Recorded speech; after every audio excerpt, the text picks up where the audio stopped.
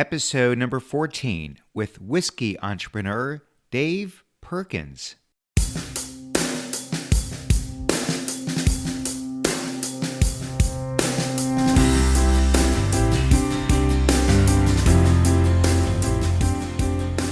Welcome to The Art of Excellence, a show about people doing extraordinary things in their lives. I'm your host, Glenn Zweig.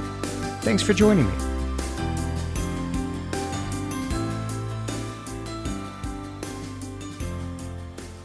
My guest today is David Perkins.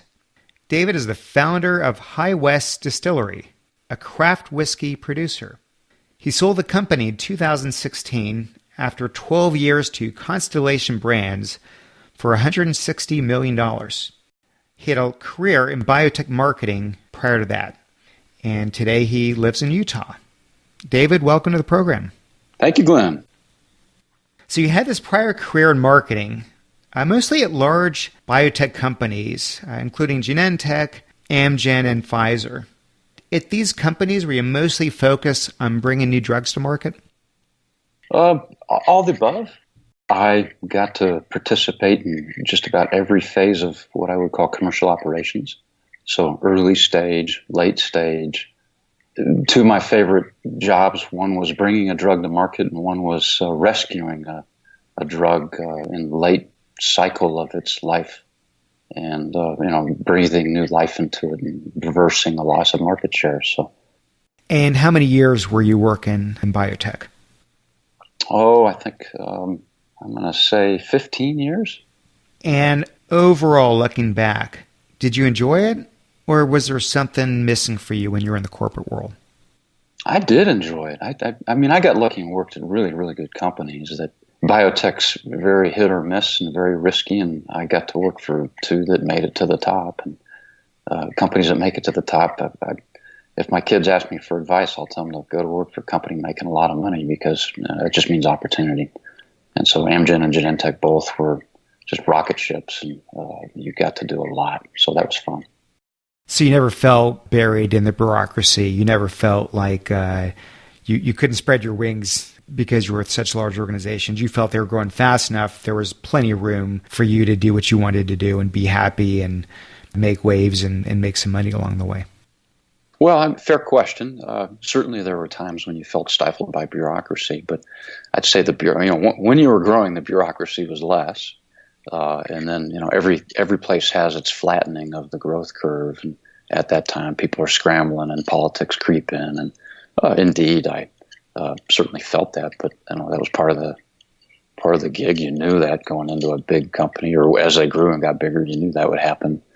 So I didn't mind that. And then there's the word entrepreneur, and I considered myself an entrepreneur. And that works in companies if you're proactive and find opportunities. There's always someone that seems to care, or hopefully there is, and there was for me. So let's talk about High West.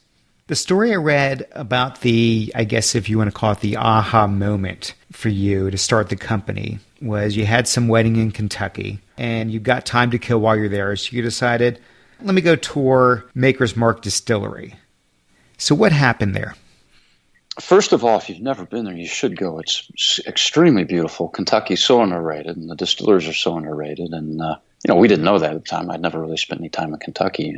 First, it was a long drive to Maker's Mark, and rural Kentucky's just stunning. So that's the warm-up. And then you get there, and you sign up for a tour. And we were living in the Bay Area at the time, and so we'd done Napa. And we'd done wineries and tours there, and to go to the tour in Kentucky was quite a different experience than a tour in Napa.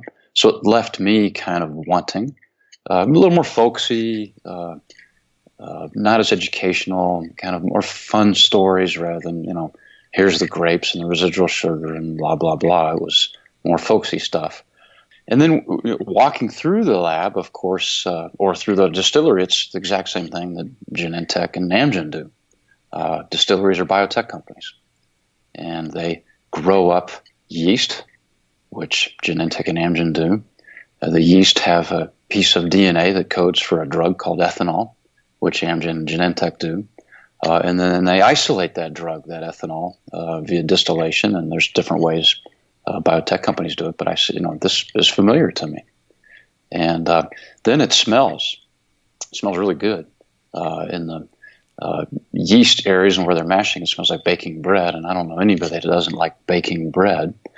And then at the end of the process, you go to the barrel warehouse. And if you've never been to a barrel warehouse, you should put that on your bucket list because they're very special. In each barrel warehouse, there's 25,000 barrels. They've been there for 1 to 7 years, and it smells like vanilla and caramel. And back to that baking bread, I don't know anybody that doesn't like vanilla and caramel. And that really went to me in my inner psyche. And I told my wife there, I said, I think we should make whiskey right on the spot. And she said, wow. And we talked about it that night. We talked about the sort of the correlation or the similarities between biotech. And there's a lot, actually. And this all happened really in one day, this visit to Maker's Mark. And the idea was hatched there. And I think all my life was preparation for that. And bam, it hit me. So you do this tour.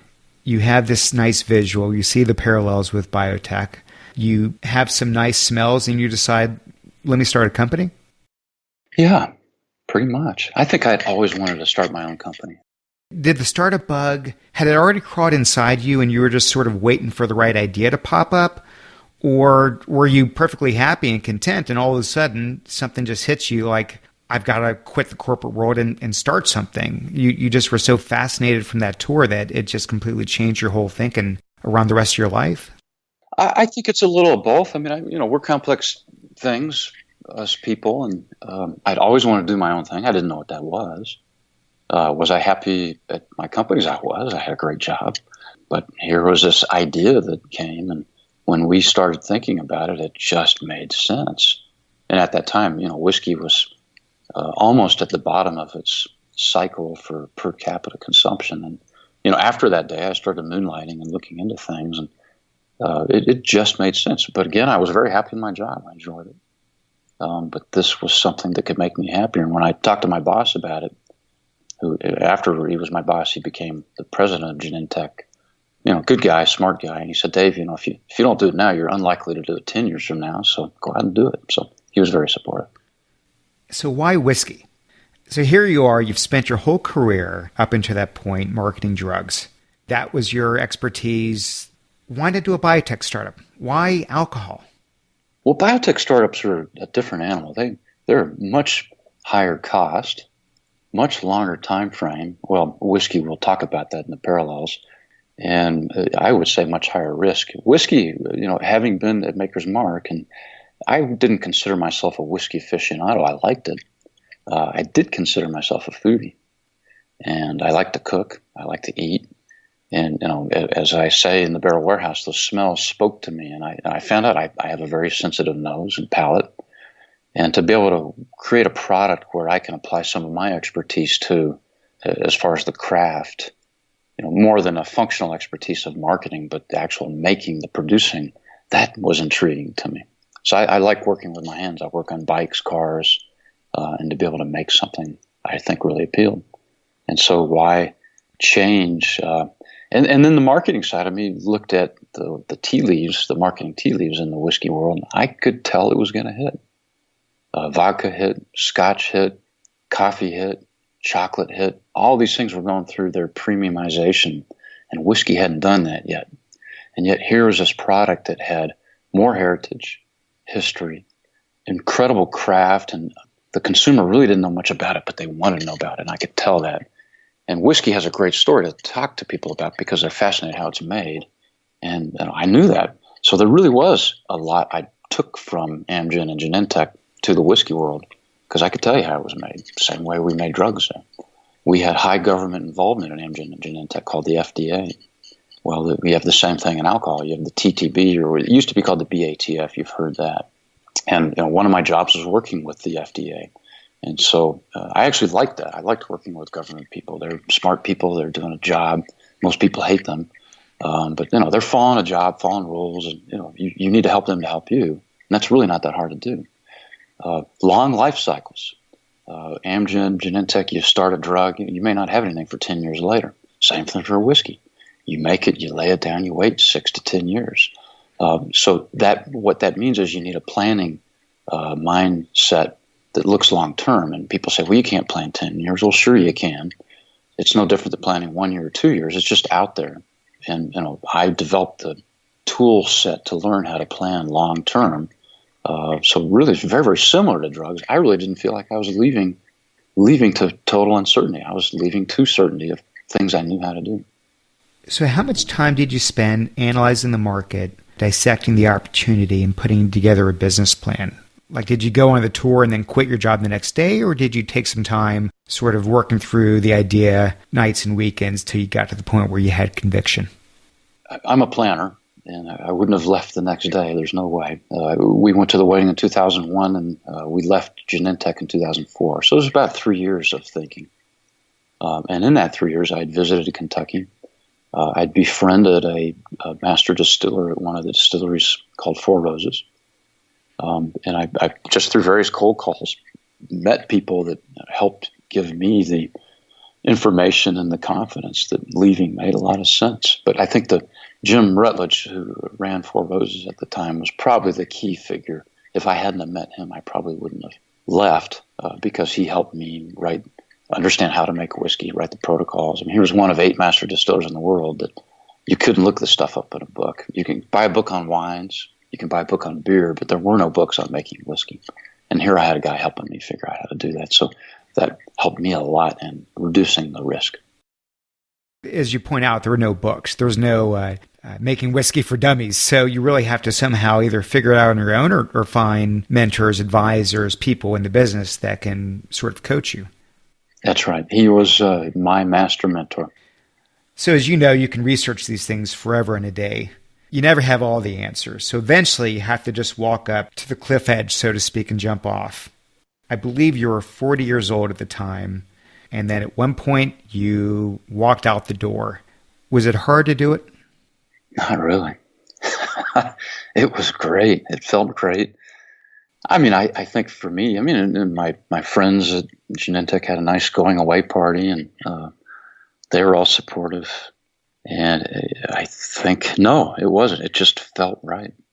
I mean, obviously you had the confidence, but walking away from a paycheck to the unknown, I think I read that you spent 3 years not drawing a salary. So there was a huge financial risk as well as just, of course, the the emotional one and everything of starting a company. But you were so ready by that point that you had no hesitation at all.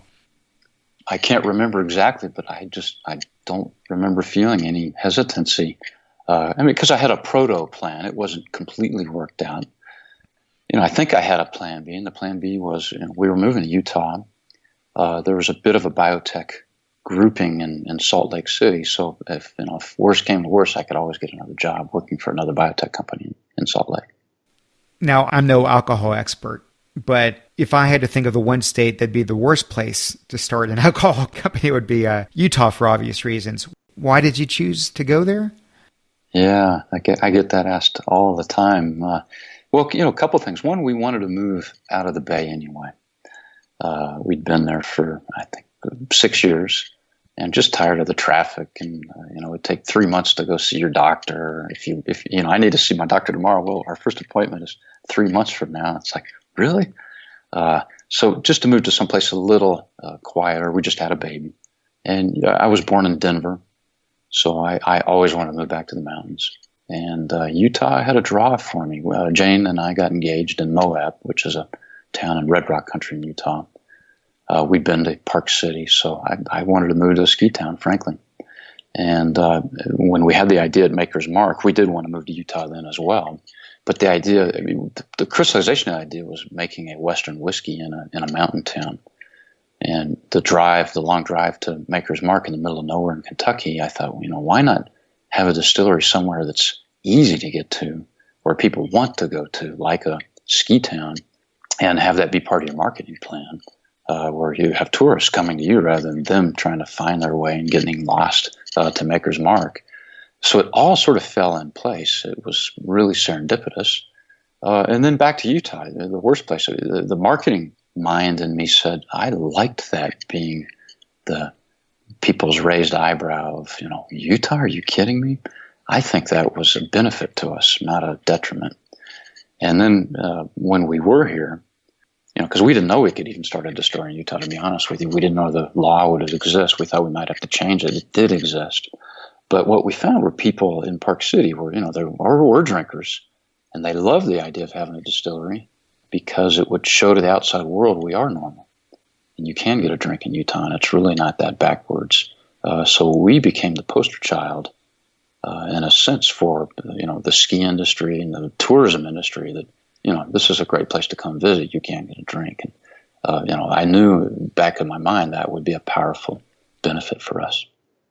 So when you spent the 3 years digging into the opportunity and coming up with a plan, did you identify a specific gap in the market, like a pain point you're trying to solve? Or was it more like, okay, it's a growing business, and if I make something really distinctive that tastes good, somehow the product's going to find a market?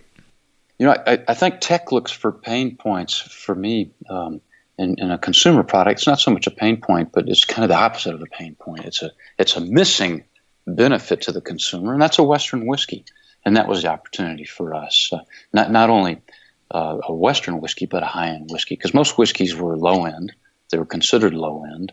But here was this craft product that really should be high-end because it has all these steps, and there's a big difference between the worst and the best. And so that it was a missing a gap in something that would be pleasing for the consumer, and that would be a Western whiskey, because there were no Western whiskeys. But everybody watches cowboy movies, and they know what cowboys drink. So you don't really have to explain that to people. Everybody gets it. I don't care how old or young you are. You get that. And that just made sense to me from a marketing standpoint. It wasn't like we were making vodka. Well, I mean, even though we did make vodka, but that wasn't the brand's reason for being. Cowboys don't write songs about vodka. They write songs about whiskey. And that was a big gap. Okay, so walk us through the steps starting up this whiskey business. You leave your job, you did all the research. What's step 1, 2, 3 here? Well, first you need to know what your product is going to be. That's whiskey. But then there's different types of whiskey. So we were looking at bourbon. And only later did rye come to us, which is very similar to bourbon, but that was a gap too. That people have since rediscovered that, wow, there's this beautiful product out there called rye. And that wasn't in my mind frame, but Jim Rutledge, the distiller, he was the one that suggested it to me. And then the other issue is, well, you make stuff, put it in wood, and wait for 6 years. How are you going to fund your business for 6 years while you're waiting on this asset to mature? The idea didn't come from me. It came from Jim Rutledge. He said, you should buy whiskey, outsource it, that's aged, while you are waiting for your whiskey to mature. And so that was part of the plan, to outsource, much like Sam Adams. When Sam Adams started, they didn't have their own brewery. They outsourced. In fact, most things you buy as a consumer are outsourced. But that wasn't part of the psyche. But then you needed a place to do it. And I think that became the biggest play for our startup, was a piece of real estate in downtown Park City, which was a bit of swing for the fence, but it was a historic piece of property right off of Main Street in the heart of tourist area. And so we had to raise money, and the historic property turned out to be the sort of the linchpin in us raising money from a lot of people in town, because I thought if we went out of business, at least they'd have the property. So we were able to win a bidding war for a beautiful historic piece of property right at the base of the town ski lift and the ski run that goes into town, that had been out of commission for years, and the city owned it. But it was beautiful. And I think that helped us raise a lot of money. How much are we talking about? How much is a lot of money? Well, our first round, we raised $4 to $6 million. And we needed every bit of that to build renovate the property that we bought. And then we got a bank loan. And this was right at the crash in 2000, into 2007, beginning 2008. We got a bank loan, really to fund the building, and then the $4 to $6 million we raised really fund the whiskey and the business. So $4 to $6 million. You had nothing to really show at this point other than your plans. There was no whiskey. There was no product. It was you and your idea behind this high-end Western theme whiskey business, and you're raising millions of dollars. People look at you like you're crazy. I mean, was this a challenge? Well, I mean, first of all, I had a big chunk of my own personal money in it, so I think that meant a lot to people. It was a considerable part of my net worth. So I had considerable skin in the game. Second, I was told, and I think I had a darn good plan. It wasn't that I had no product. I didn't have it in my hand, but I knew exactly where I was going to get it from. I knew how I was going to taste. I knew the equipment, the exact equipment I was going to buy. I knew the building. I had an estimate. I had actual, quotes and things in hand. So I knew what step A, B, C, and D were through a timeline. But it's a fair question. People looked at me like I was kind of crazy. But then again, I also raised my $4 to $6 million, so it wasn't completely crazy. You're very smart. You're very calculating. You're very methodical. But obviously, there's a big difference between having a plan versus being able to say, I've been in business for a year or two. Here's my sales. We're expanding, that type of thing. It's not growth capital. You're a pre-revenue startup. It's very early stage, high risk business, and you're able to pull together millions of dollars. It's impressive. Well, that's where, and I think the real estate, the building that we had, that, I had the contract in hand because I'd won that property from the city, but we hadn't bought it yet. So that was also happening at the same time we were raising money. And again, people that handed over their dough thought, here's this crazy idea. It might work, it might not. But if it doesn't, at least we have the building and we won't lose all of our money. So there you go. That was a big piece of it too. So a little secret of the industry is there's a pretty small number of distillers, but a huge number of labels. In other words, most whiskey makers don't make anything at all. They blend other people's whiskey. And I think that's the point you're making, which is while we're going through the years and years of distilling our own, let's go ahead and blend some other whiskeys. So there's sort of, I guess, a two-part question here. First is there that much art in the blending process that you can really distinguish one from the next? And if the answer is yes, then I'd say at that point, well, then why even bother going through the production? That's a fair question. Many people that outsource don't go through that. They just create the brand and go with the brand. I think for me, it was in my DNA to make something. And I thought that making whiskey made me a better blender because I could understand the components and the genesis of flavor. And I think it was also important to the consumer. As you said, most people don't know. They were on a journey. They wanted to learn how this beautiful product that they drank was made. And to see ground zero and to see a base for where it was made, I think that meant a lot to people. So they could come and do a tour, and many people would walk away and would have no idea that we were outsourcing, even though we told them we were. They still might not pay attention or might not get it. So, but we were very clear with people. We buy stuff and we make stuff, and showing people how you make it was a turn on for people. So back to the marketing challenge, are you trying to take existing whiskey drinkers and elevate their experience with a higher end whiskey, or are you trying to migrate people that are drinking other alcohol that maybe already have premium labels to it and sort of convert them over to whiskey, or all of the above? At various times in my career at the drug companies, I had $1 million to $2 million market research budgets where I could easily answer that question. Starting a business, I wish I had the money to answer that question, but I didn't. So to be honest with you, I have no idea. However, I certainly have an idea. I have a qualitative idea. I don't have a quantitative idea. How about that? All of the above. I think we probably ended up turning on more people to whiskey that hadn't had it really for the last few years. They were wine drinkers or beer drinkers, and they might have had a bad experience in college. And, here suddenly was a chance to have a high-end drink, and you're not shooting it, you're sipping it, and someone's explaining to you what you're tasting. So it's really going through the same cycle that high-end wine went through and micro beers went through. So I'm sure we converted a lot of people because I know people told me that. I never drank whiskey for 10 years. And then certainly there was the Jim Beam drinker, the Maker's Mark drinker that would try something different. And I wouldn't say we were better. I would say we were different. And if they tried us when they were on their ski trip out in Park City, I call it the Corona effect. Where you're at a beach in Mexico and you're drinking Corona beer, and you take that vision home with you when you're in San Francisco or New York, and that brand in your hand helps you relive your vacation. I would certainly think, and that was part of our plan, is that would be our marketing. A visitor coming here and thinking good thoughts about High West because of their trip. And so those might be conversions, those might be newbies. It didn't matter to me because sales were growing, so it was academic what the answer to the question was for me. What year did your first product come out? Christmas 2007, so that was 4 years after we left. 4 years after you come out with your first product, all the research, all the capital raise, all this time, and boom, here's your first product. Did it fly off the shelves, or were there some hiccups along the way? Oh, it did not fly off the shelves by any means. I expected it to go a little faster in Utah. There'd be local pride and a local whiskey. It took us a long time to get sell-through into Salt Lake and Park City because really just a lot of skeptics about Utah whiskey. So there was a lot of skepticism about that. A long time, months, years? What are we talking about? Well, I mean, certainly we had growth. I mean, I don't want to say we didn't have growth. So it was constant, steady growth. I just thought it might be faster. It turns out when we sold the company, I look back on our plans, our 10-year plan, we hit.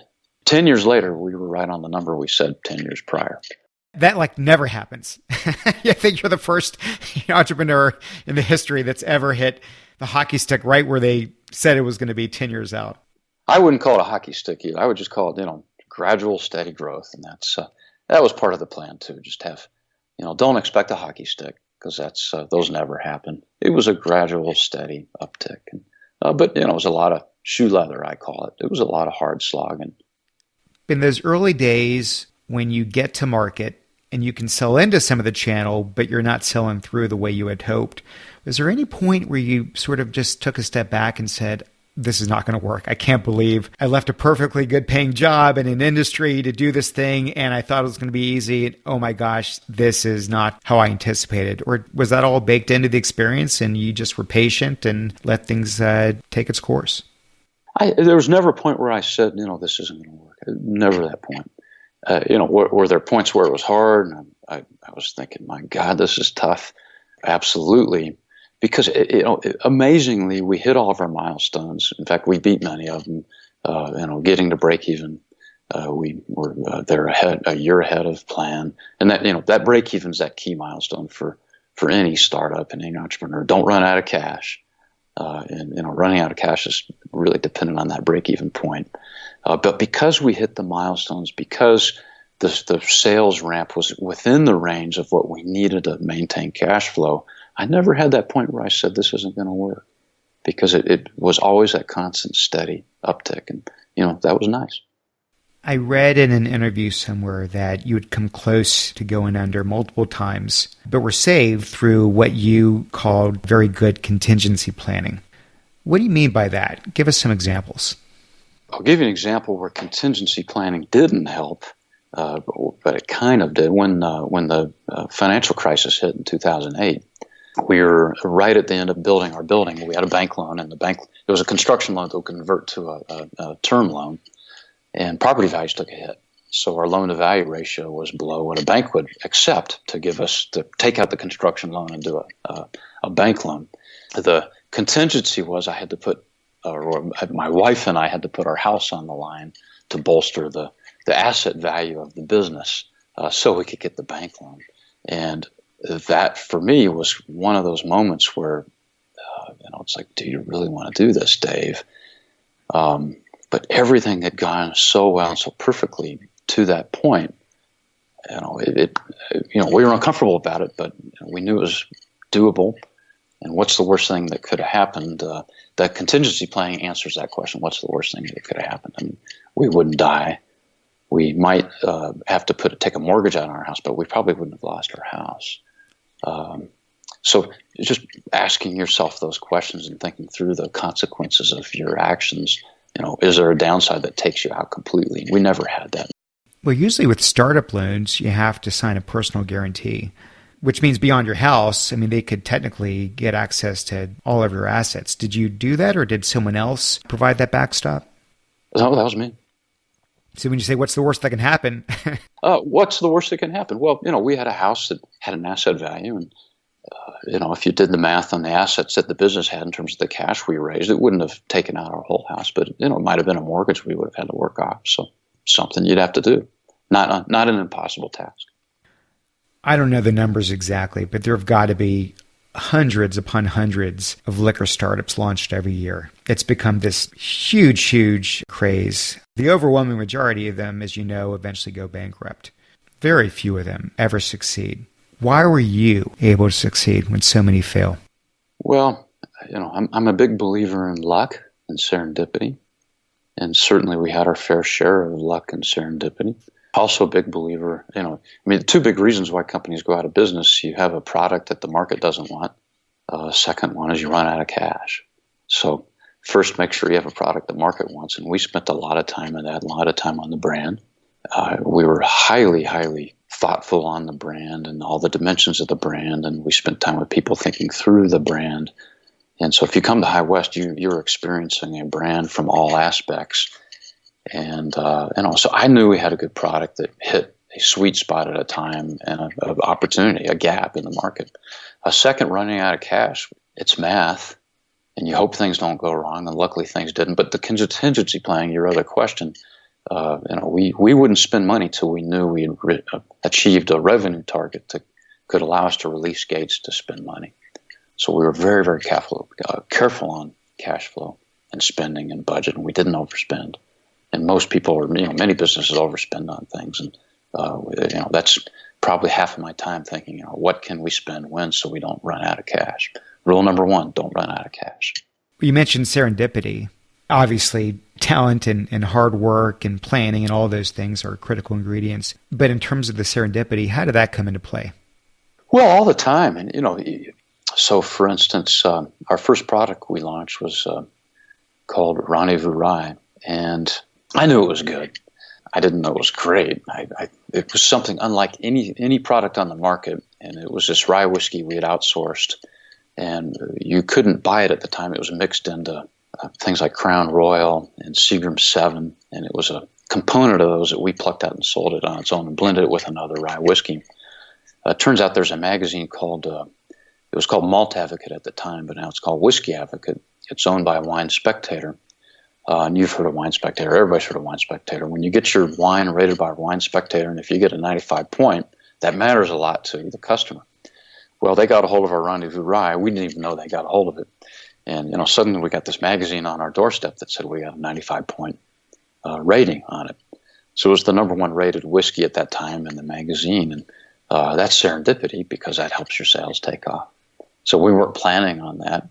And that was something, luckily we had enough in stock to be able to manage the ramp up of sales from that. But that made a big difference for us. So that's serendipity.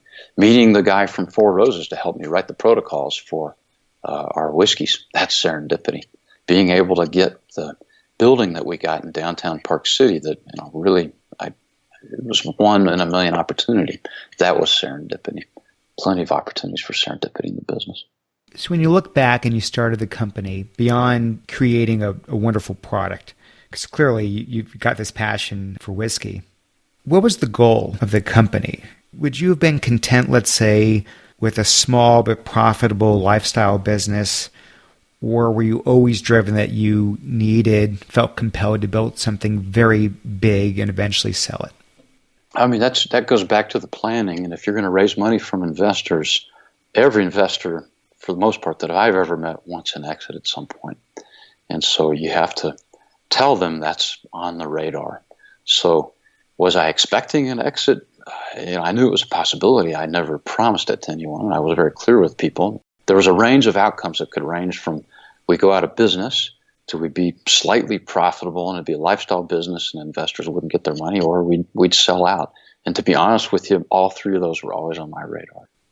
So here you are, you quit the job, you start the company, you work your tail off for over a decade, managing all the chaos, all the emotional highs and lows of building a company, and then boom, you finally do it. You sell the company.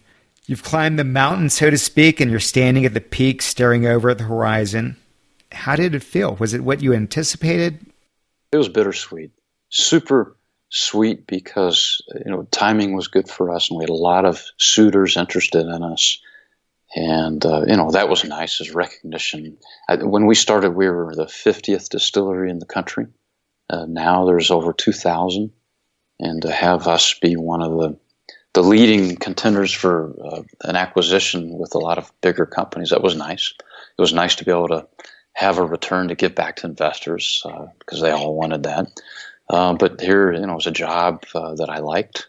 It was a great lifestyle job, and it was fun, and we were good at it. I've got no regrets, but still, it's bittersweet. Is it a feeling that you want to find some way in your life to repeat that somehow? I don't have an answer for that. If it was one or are there others? I mean, I do have a answer that I'm not going to play golf. That's not me. But I am enjoying life now. I'm enjoying being a dad and a husband. And I'm looking at lots of things, to be honest with you. I've never been busier than now. I'm having a great time, doing things for me that I want to do rather than being, dragged into things. But I don't know yet. But I have a lot of irons in the fire and looking at lots of things. And it's hard to keep your passion down. And I think when your passion goes away, you may as well just lay down and die.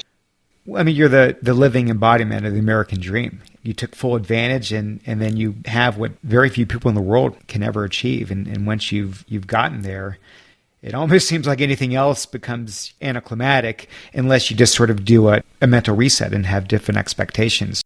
Are you in any way involved in coaching or mentoring other entrepreneurs or investing in other startups? The answer is yes to both of those. I've met a few people I'm coaching, which is a lot of fun. And if I can give back and help people as I've been helped, I love doing that. Will I do something just for myself? Maybe, if it's compelling enough and I'll have fun at it. Will I do something with a bigger company? I might, if it's compelling enough and I have fun at it. So I made a promise to my wife I wouldn't commit to anything for at least a year. And so right now it's just looking at things, looking at opportunities, and I'm really enjoying that. It's a different kind of stress, but it's a good stress.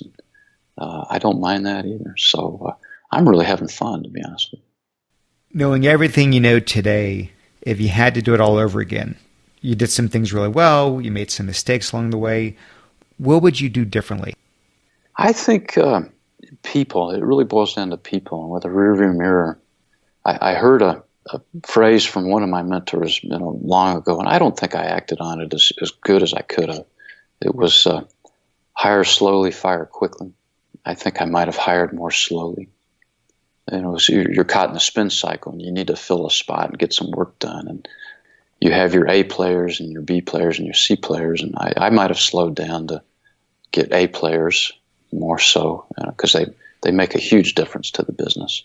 Rather than just settling and filling a role when you can. So really thinking through your options on your people and making sure you spend the time. And how big was the organization when you sold the company? I think we were 170 people. So where a lot of entrepreneurs struggle when they build companies is getting to the point where you can not just bring on board the right people, as you're talking about, but then the ability to truly delegate and hand off pieces of the business to other people, knowing it's not going to look exactly the way you might want it to look. They're not going to go through the same process the way you would do it. It takes on its own life. And that's something a lot of folks struggle with. They can never remove themselves from being a micromanaging entrepreneur to really being a leader. Was that a challenge for you, or did you feel your experience in the biotech companies prepare you for that? Well, a little of both. I mean, and it goes back to people, and it goes back to trust. And, micromanaging, that's a symptom of lack of trust, that you've got the right person in the job. At least it is for me. And so, there are various functions that I would say I was not a micromanager because the people in charge of those they knew how to do their job and they were better than me. And then there were areas that, absolutely I did micromanage, and, that's a symptom of you don't have the right person in the job. And that was my learning from, I had 15 years of managing people at great companies where you could take the time and hire the Ivy League MBAs and so forth. And, it's trust is a huge part of any job. And when you find yourself micromanaging, that just means you're not trusting the people. So we've gotten to a point in our culture where it seems like if you're not doing a startup, then you're just not living life. There are people that should be entrepreneurs and they're not. And there are people that probably should not be entrepreneurs. Is there any particular quality personality, skill, where you would look at someone and say, you may not be cut out for being, but beyond just the ability to take a risk. Obviously, you've got to have that. You successfully navigated that corporate world, and now obviously you've navigated the entrepreneurial world.